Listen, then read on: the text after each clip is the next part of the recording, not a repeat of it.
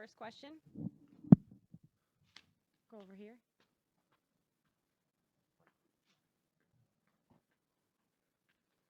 Mr. Curry. Are you not ready? I wasn't. Unbelievable. I wasn't. I'm not used to you getting here this fast. Thank you. You're right. That's a good point. When you see Draymond, when you see Draymond like have a rough game or a game that he says wasn't up to his par, how much have you grown to come to expect him to bounce back from that? That is the expectation. There's no other way, no other scenario where I see it playing out any different than him coming out with the right energy, focus, just making his impact, felt on the court. I know he takes all that stuff personally in terms of his standard and what he knows he can do out there on the floor. So when he doesn't meet that, he's usually pretty honest and accountable to himself first and foremost, to the team, and then you go out and hoop. So we all go through that at some point. And you don't win championships and be the team that we are if you don't have that, in your DNA at some point. So we got to go out and prove it, Draymond included. Question on the left. Tomer Zarda from Clutch Point. Steph, it's kind of a two-parter. Where have you made the biggest growth since you guys' last championship, you think? And after a loss, do you even get to a point where you're down about it, or are you at a point where you're able to just move on and there's so much left going on? I mean, if you're not down about it and you're not in your feelings, then that's a problem because then it doesn't matter. You have to feel it. How much it lingers, that's the test of, to Margaret's question, just how do you bounce back? You go home after the game, you're probably thinking about every play that happened, what you could have done differently. Was a defensive rotation, a shot that would have went in, a decision you make, whatever it is, those things kind of, circle in your head, and you probably lose a little bit of sleep that first night. Then you come back the next day and realize you have an opportunity to protect your home court again on Sunday, and just keep things moving and get yourselves back into the series. So the locker room after the game one was rough. Like we all know the opportunity we let slip in terms of that fourth quarter, but it doesn't kill your confidence that you can't come out Sunday and win that game. And that's what we're going to do. So not much has changed from the last from 18 or any of those finals appearances, and really in terms of me personally, how I've evolved, it's just continue to try to play at a high level, understand the game, understand the things that can happen in the playoff series and in the finals, and adjust accordingly as you go through it. Monty in the middle. Steph, after going through the video of the game, what are the things you saw, and what's your reaction to what you saw? And do you think you played with enough defensive, force over the course of the game?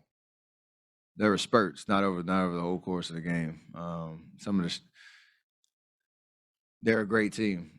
They have a lot of different weapons, a lot of threats. Guys had some amazing nights shooting the basketball. So you understand some of the mistakes we made, they took advantage of it. We could have made the same mistakes. They could have missed some shots, and we might be having a different conversation. But the way it played out, I think early in the game there were some defensive breakdowns and some lack of physicality that gave some of the guys some confidence, and then that carried over through the rest of the game. In the fourth quarter, you could just feel the momentum just shifting dramatically, and the avalanche started. So we have to come out with a sense of desperation, first quarter, and really cement ourselves in terms of what we're trying to do. Play with the same joy, the same aggressiveness that we always do, but have to sustain it over 48. And it's crazy saying that. That's what it should be like in the finals, with two great teams going at it. Tim Reynolds, Associated Press. Steph, you guys have had that crazy streak. I think it's like 26 consecutive series with a road win.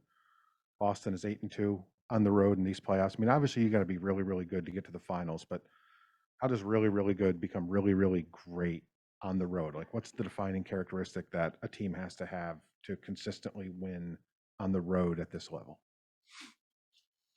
The ability to win games a lot of different ways. Even, if shots aren't falling, you can buckle down and get stops. If shots are falling, you capitalize on that momentum, kind of like Boston did in the fourth. And there's really no panic. I think our experience, we've been down big on the road and come back. We've won some ugly games on the road, low scoring games. We've won some shootouts. Like it's a lot of different scenarios that you find yourself in, and you have to be prepared and have the personnel and the resiliency to kind of be able to live in those moments. And there's just a lot of chemistry and toughness that shows up in the biggest of moments. So, like you said, it's two great teams that have demonstrated the ability to go, outside of their home and get wins. We're obviously gonna have to do that one time to win this series, but obviously for us, it starts protecting our home court on Sunday. Mark? Hey, Steph, what's been your message to Jordan on what it'll take to bounce back in game 2? Be yourself. I guess feel what remember what it felt like, in terms of your adrenaline and your emotions coming out, in the game. Try to get yourself, asserted, maybe slow down just a little bit to kind of see the pictures a little bit better. But he didn't have to change anything about, the way he plays or the way he attacks or where, he feels the most confident in terms of making an impact on the game. You just have to be able to bottle up those emotions and the adrenaline, because it is different. It's a different experience being, knowing it's the finals and you go through that in your first experience. It's a little different. So don't want to over communicate to him on that front and clog his mind with anything other than just going out and having fun and playing basketball. Melissa on the right. Hey, Steph. I know you're probably not on Twitter after game 1 checking what people are saying, but I'm sure some of that noise still probably seeps through. I'm curious just how much of it does seep through and how much does that affect you guys at this point? I think as much as you want it to.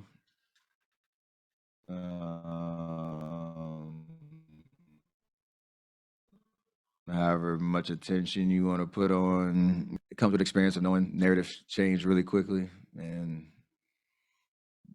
everybody's trying to guess what's going to happen in the series and, overreacting or properly reacting to everything. So it never really gets to me as much in terms of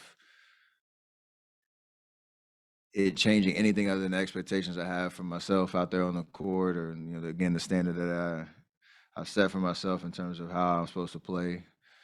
At the end of the day, it is just about winning the basketball game. So if we go out there and do that on Sunday, I'm sure whatever the noise is will be a little bit more favorable for us. But right now, we allowed game 1 to get away from us, and we got to respond. Say what? Do you use it as motivation? Yes and no. Like, it's just kind of a through line of your entire career and every year that you play in this league and every experience you go through. It's not just, oh, now we're in the finals, I need some more motivation to get the job done at all. CJ in the middle. What's up, Steph?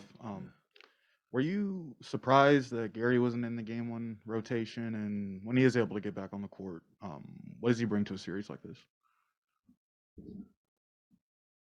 Well, he's just a defensive menace in terms of being able to guard a lot of different positions. He gets into the ball, makes people uncomfortable. He can disrupt a lot of different actions and different situations out there. He even has a knack on the offensive end, just being in the right place at the right time, and gives us great energy. So the fact that he's available is big, just because of what he's been through these last 3-4 weeks. I don't know if I was surprised he wasn't in, because I don't know too much about how he really feels and what the comment. But the fact that he's available, I know he has to be ready because his number can be called at any moment, and he has to go be the GP that we know him to be. He can affect this series that same way. Guarding Jalen, guarding Jason, Marcus, whoever he's asked to guard, and giving us a huge boost of energy because that's what he does. Last couple of questions, Rohan in the middle. Steph, obviously you've seen every defense over the course of the playoffs, the finals.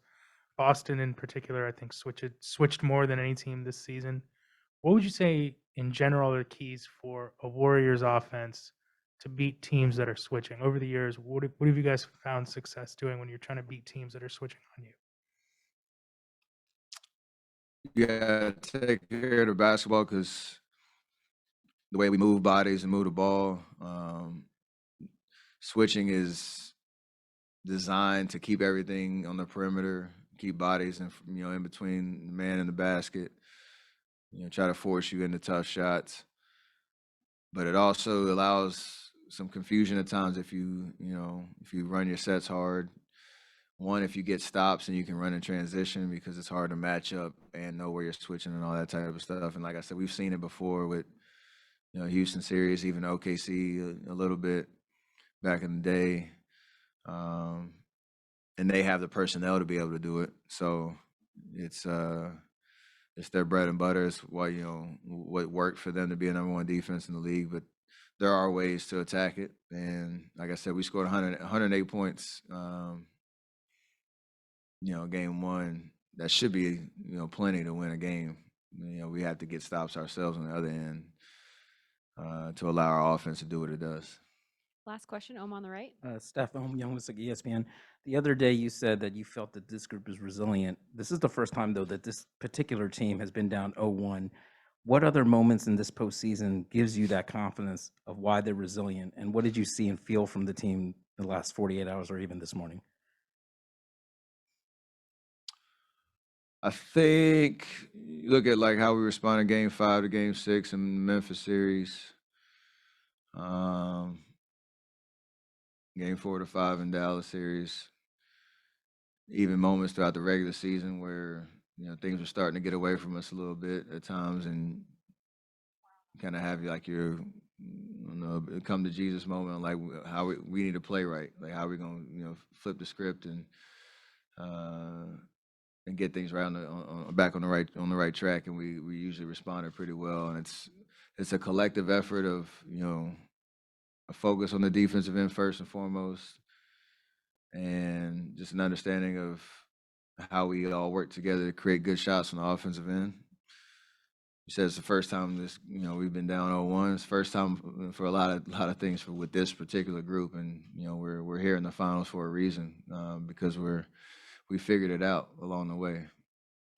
And if we want to get back in the series, we got to figure it out again. The Jesus moment? Absolutely. Thanks, Steph.